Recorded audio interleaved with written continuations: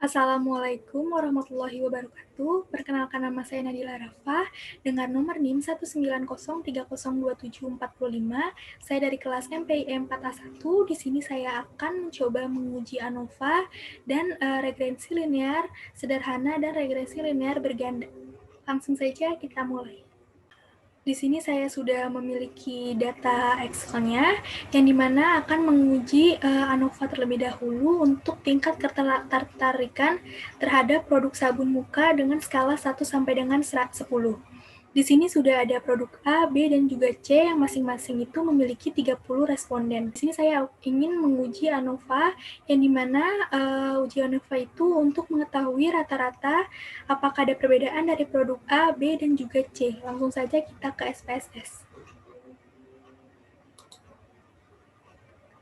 Di sini saya sudah memiliki inputnya, yang dimana di Excel itu sudah saya masukkan ke SPSS semuanya. Dan di variable view-nya itu untuk di bagian produk, pada bagian value, kita tulis 1 produk A, 2 produk B, dan 3 produk C.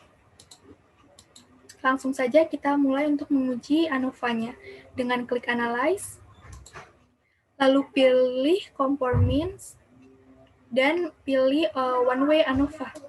Respon kita masukin ke dependen, dan produk kita masukin ke faktor. Untuk optionnya, kita klik Descriptive dan juga pilih Homogeneity of Variance Test.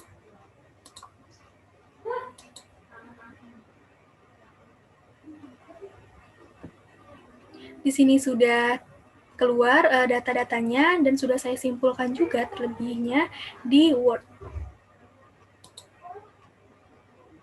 Di sini sudah terlihat di bagian deskriptifnya untuk menguji ANOVA-nya, di mana rata-rata untuk produk A 4,5 dan untuk produk B 6,266 dan untuk produk C 8,0333 dengan total keseluruhan produk A, B, dan juga C adalah 6,2889 dan untuk respondennya itu totalnya ada 90.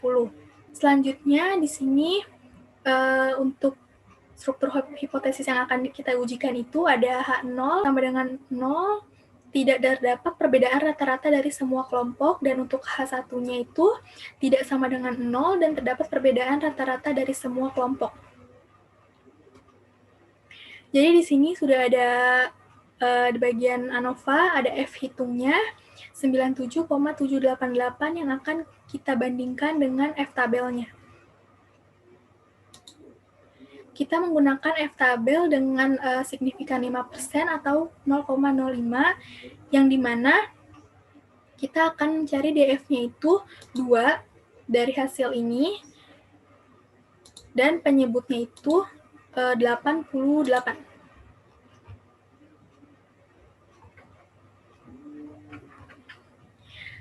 Yang didapat adalah nilainya itu 3,10. Maka dari hasil tersebut, H0 itu ditolak dan H1 diterima, karena F hitungnya itu lebih besar daripada F tabelnya, karena F hitungnya 97,788 lebih besar daripada 3,10.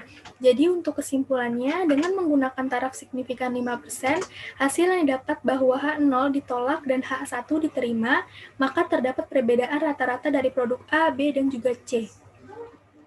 Langsung saja kita ke pengujian yang kedua untuk menguji regresi sederhana dengan cara kita balik lagi ke data Excel.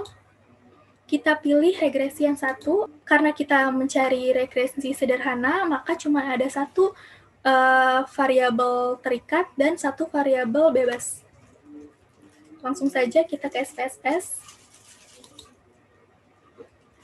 Klik Analyze untuk mencarinya, lalu pilih Regression, Linear, Speed kita akan masukkan ke Independent, dan untuk Distance kita masukkan Dependent. Klik Statistik dan pilih Confidence Interval, Continue, dan OK.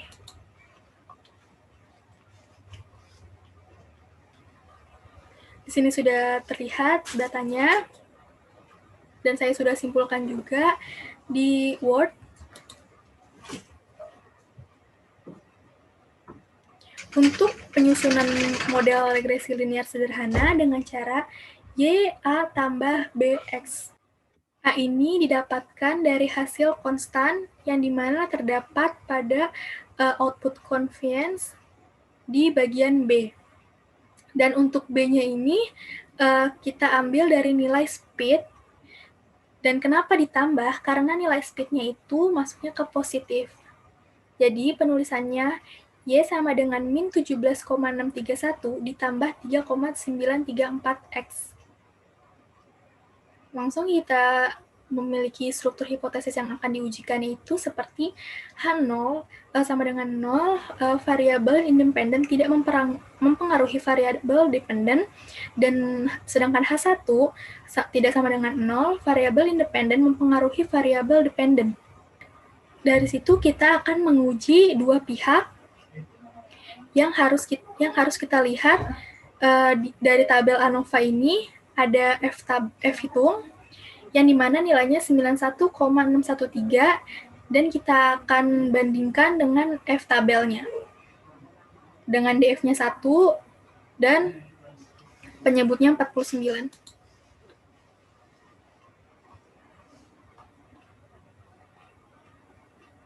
Maka hasil yang didapat adalah 4,04. Yang dimana H0 ditolak dan H1 diterima. Jadi F hitung 91,613 lebih besar daripada 4,04 nilai F tabelnya. Jadi untuk kesimpulannya itu dengan menggunakan taraf signifikan 5%, hasil yang didapat bahwa H0 ditolak dan H1 diterima. Maka terdapat pengaruh yang signifikan antara variabel bebas yaitu speed dengan variabel terikat yaitu distance. Dan yang terakhir itu ada menguji koefisien determinasi. Dilihat dari output model Sumari dan kita lihat di R-square-nya. Di sini untuk melihat seberapa besar si X menyumbang untuk si Y. Jadi kita lihat dari R-square-nya bahwa hasilnya itu nilai R-square-nya 0,652, maka artinya speed atau variabel X-nya ini ternyata hanya menyumbang 65%, sedangkan sisanya yang 35% ini dipengaruhi oleh faktor-faktor yang lainnya. Sekarang lanjut kita menguji regresi linear berganda. Dengan cara kita memilih C3 yang dimana terdapat yang memiliki satu variabel terikat, namun memiliki lebih dari satu untuk variabel bebasnya. Dan untuk variabel bebasnya itu ada YouTube, Facebook, dan juga newspaper. Dan untuk variabel terikatnya itu ada sales. Jadi langsung saja kita mulai ke SPSS-nya.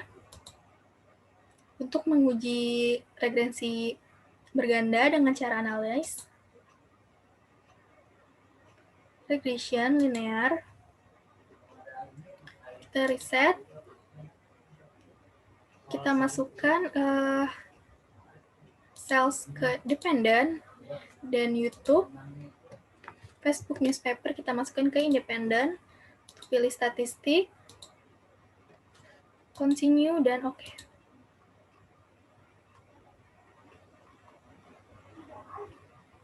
Di sini sudah terlihat datanya dan sudah saya simpulkan juga di Word. Untuk penyusunan model regresi linear berganda, yaitu ada Y sama dengan B0 ditambah B1X1 dan seterusnya.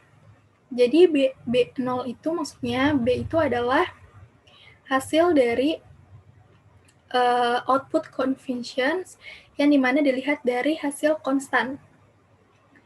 Dan untuk B1 sampai dengan B3-nya itu adalah nilai variabel seperti YouTube, Facebook, dan newspaper. Dilihat dari berapa banyak variabel yang dimiliki. Jadi, untuk menulisnya itu, 17 Y sama dengan 17,567 ditambah 0,007 X1 ditambah 0,015 X2 ditambah 0,003 X3. Selanjutnya ada pengujian yang akan kita akan melihat terdapat pengaruh yang signifikan antara X1 sampai dengan X3 dengan Y. Caranya kita dilihat tabel output ANOVA, lihat F hitungnya dengan nilai 0,647 dan untuk nilai sig-nya 0,586, yang dimana F hitungnya itu lebih besar daripada sig. Maka dari itu, dilihat dari F hitung lebih besar daripada nilai sig, maka dapat diartikan bahwa YouTube, Facebook, dan newspaper berpengaruh signifikan terhadap sales. Dan untuk melihat satu persatu, apakah ketiga variabel tersebut terpengaruh atau tidak, kita bisa lihat caranya dengan dari output conversions, yang dimana bagian YouTube itu T-nya 1,300 dan sig-nya itu 1,95, yang dimana T-nya lebih besar daripada sig, maka YouTube ini berpengaruh terhadap sales. Dan yang kedua ada Facebook, nilainya T-nya 0,484 dan sig-nya 0,629, yang dimana T-nya ini lebih kecil daripada sig. Maka dari itu, Facebook tidak berpengaruh terhadap sales. Dan newspaper pun sama, tidak berpengaruh terhadap sales. Jadi hasilnya itu Facebook dan newspaper tidak berpengaruh, sedangkan YouTube berpengaruh terhadap sales. Dan yang terakhir ada menguji koefisien determinasi. Di sini kita ingin melihat seberapa besar pengaruh dari ketiga variabel bebas tersebut dengan variabel terikat. Bisa kita lihat di output model summary pada bagian R-square-nya, yaitu 0,10. Jadi hasilnya ini adalah nilai R-square 0,10, jadi pengaruhnya hanya 10% dari YouTube, Facebook, dan newspaper terhadap sales. Sedangkan sisanya 90% dipengaruhi oleh faktor-faktor lainnya. Sekian untuk uji ANOVA, regrensi linear sederhana dan regrensi linear berganda. Kurang lebihnya mohon maaf. Wassalamualaikum warahmatullahi wabarakatuh.